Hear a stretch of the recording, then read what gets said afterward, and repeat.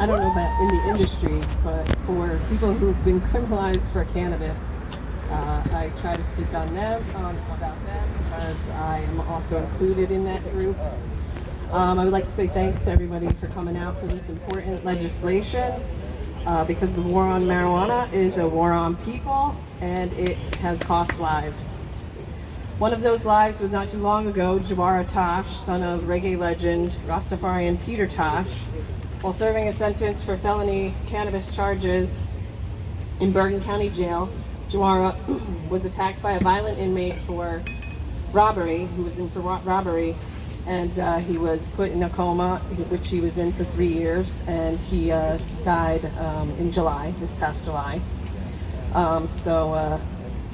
Rest in peace and power and justice for him. Hopefully, justice will be done in his case, and we can pass this decriminalization bill, which will help his case and people like him.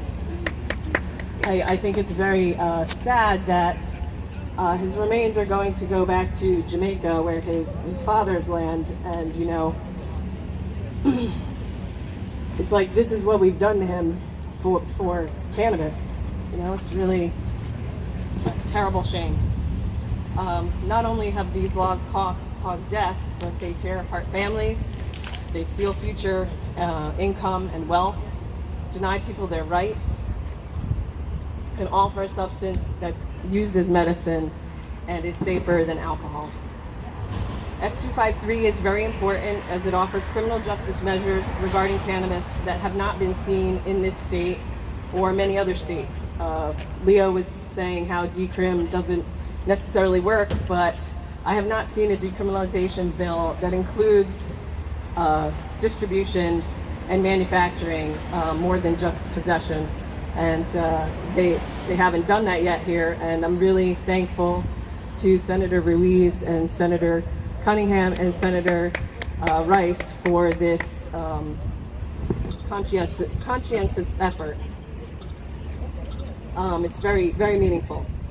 It has provisions to help cannabis felony disenfranchisement in the state, which is something previous legalization plan did not include. It would protect child custody rights and access to financial assistance, housing assistance, and social services. Will protect against employment and mortgage loan discrimination, and helps protect those with previous felonies, those on probation or parole, and can even help release prisoners for cannabis. And force rehab, which I am totally against drug court for cannabis. At that point, you know, how do you make somebody recover from something that can help? Right. It also has provisions which would no longer allow a police search for the smell of cannabis. These provisions are very important to pass now. Social justice reforms, considering that cannabis arrests are enforced with racial bias and could lead to violent interactions with police. We must let legislators know this is the level of decriminalization that we want to start with, especially Senator Scutari, who seems to be delaying the bill by not having a hearing. Right. This is why we are asking people to ask their senators to co-sponsor to help push it along, like Jeff King did with Senator Gopal. Thanks, Jeff King. Yeah. For me personally, these unjust laws make me cry every day. I think about young adults whose lives are ruined before they even start. The parents that are taken away from their children, and the children who are taken away from their parents. For the children who have endured levels of suffering and difficulty like poverty, emotional and mental and general health issues, possible foster care, separation of family due to criminalization and incarceration of a parent. In my family's case, although I was able to get my children back very quickly, the state had to keep them because they didn't know if we were going to go to jail or not. So they had to wait till our case was completed and they knew we weren't going to go to prison. And although the drug court is supposedly a compassionate alternative to prison, it's wrong to use for cannabis, which is more like an exit drug for someone and can use for treatment. Fighting a cannabis felony can cost a lot of money that could be used for more important things like supporting a family or a sick loved one.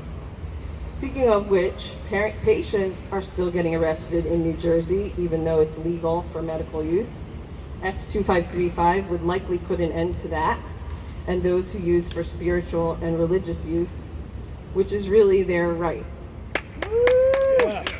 So although some see this decrim as a threat to legalization, I believe this is the least they should offer in a legalization plan. And since we don't know if it's sure to pass or if this will be included, we have to push this now. Not only pushing this decrim, but I've also been pushing for registered patients to be allowed to grow their own medicine. Thanks to those who reached out to their legislators, especially Vince Anthony from Monmouth County Cares, and again, Jeff King for reaching out to Senator Gopal, who is asking for a hearing in the Senate Health Committee with Senator Vitale as the chair.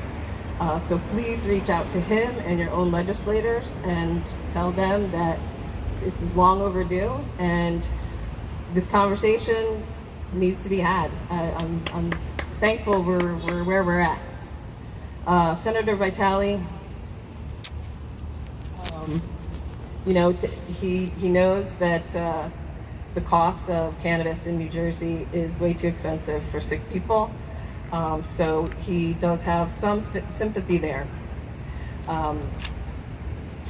Senator Scutari has said in a couple interviews that he does not want to pursue anything cannabis related until the ballot measure comes to pass, hopefully. Justice delayed is justice denied. And, it could be lives cost in that time. So he needs to know that. We need to be having these conversations, and please tell a friend to join us and get this going. Thank you so much. Woo! And Zito. Thank you so much. Like I said, she knows everything about all the decriminalization bills, the social justice bills. If you have any questions, ask her. I'm sure she'd love to tell you everything that she knows. Our next speaker has been an activist for cannabis since before I was born. He is a huge part of the coalition for the medical marijuana. Ken Walski, if you please come up here.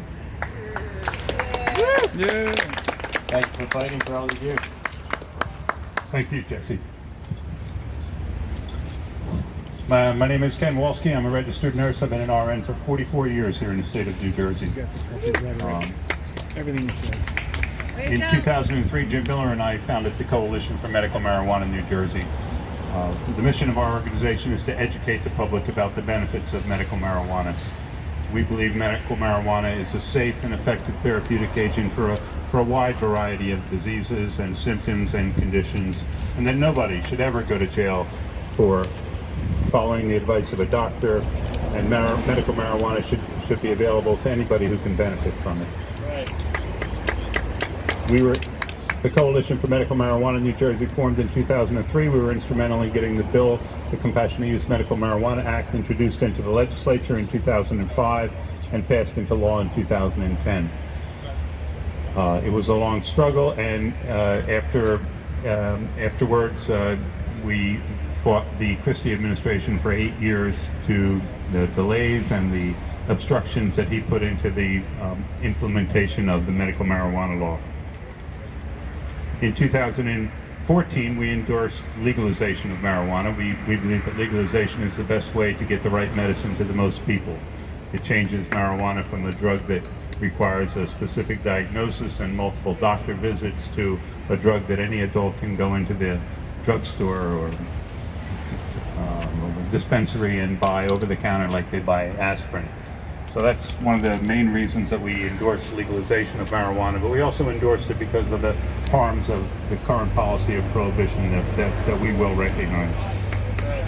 We're working to legalize marijuana. Of course, it's not going to be the ballot question. We're working with Headcount's Cannabis Voter Project. We're asking people to text "We Vote" to 40649, and there's a great deal of information there. Once you do that, you can also text "CANA" to 40649, and you can find out if you're registered to vote. You can find out the process for registering to vote, and you can find out about the ballot question. And there's a great deal of information there. We encourage you to text that, not only to text it, but to tell your friends about it.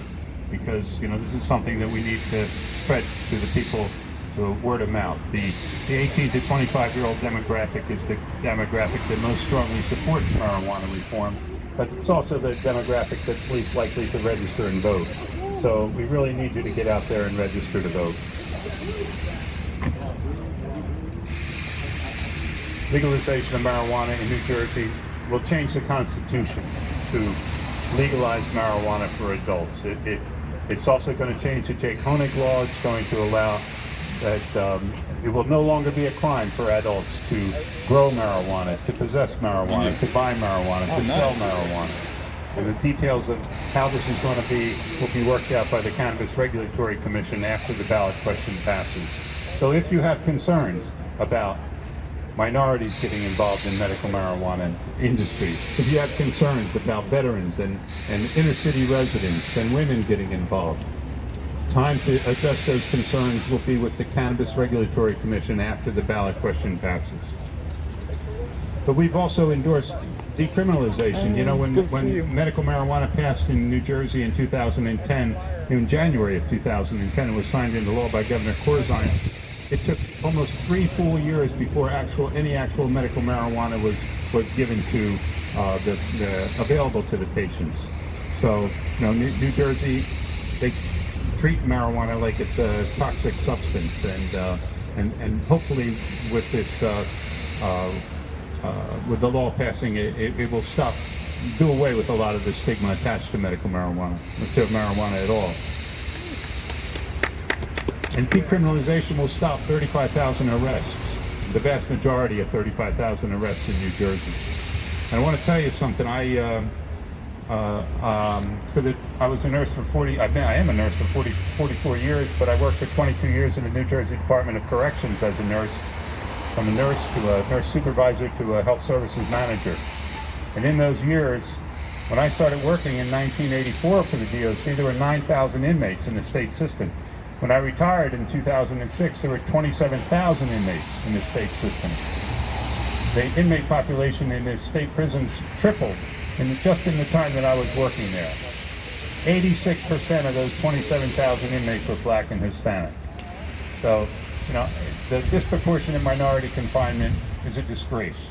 It's a terrible social injustice that needs to be corrected, and decriminalization, the bill that Joanne was talking about, that can begin to address that issue. Because even when we pass it, I want to say when we pass this law, in this constitutional amendment on November 3rd, it's going to be a while before legal marijuana actually becomes available. So in that meantime, we need to stop these arrests by passing a decriminalization bill.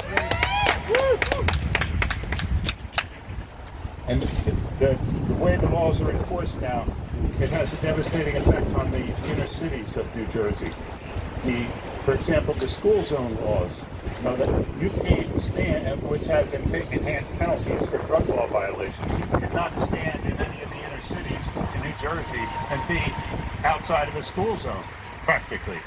So inner city residents face greater penalties than suburban and rural residents for the same offense. And that is just unfair, and it needs to be done away with immediately. Yeah. So thank you. I'm from the Coalition for Medical Marijuana in New Jersey. We have a table over there. We have free water. It's a hot day, so thank you all for coming out on this tough day. We have literature. We have some things for sale. You can sign up for monthly emails from the Coalition for Medical Marijuana. We're doing monthly Zoom conferences on the second Tuesday of every month from 7 to 9 p.m. So please get more involved, find out what we're doing, and thank you so much for putting this on, Jesse, and I want to wish you the best of luck in your congressional race.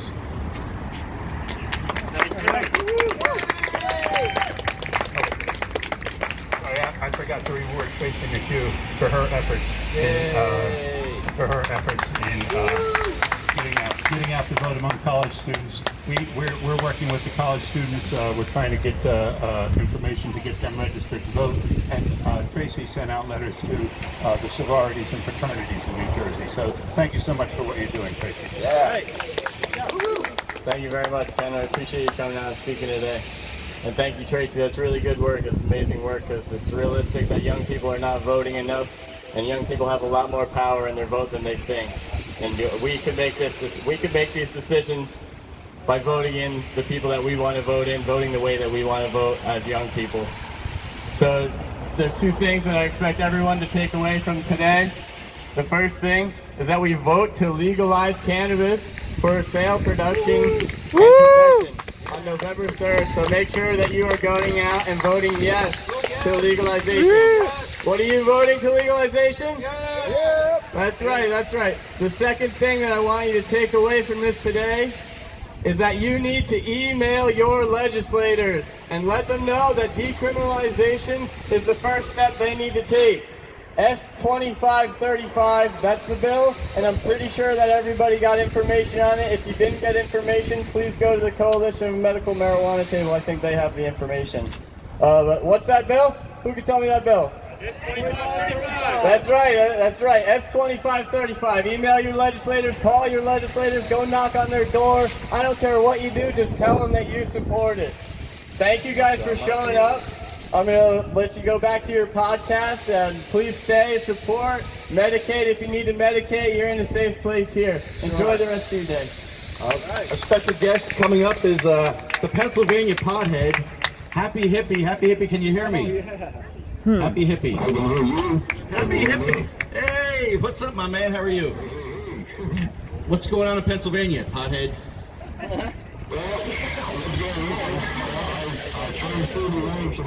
Happy birthday!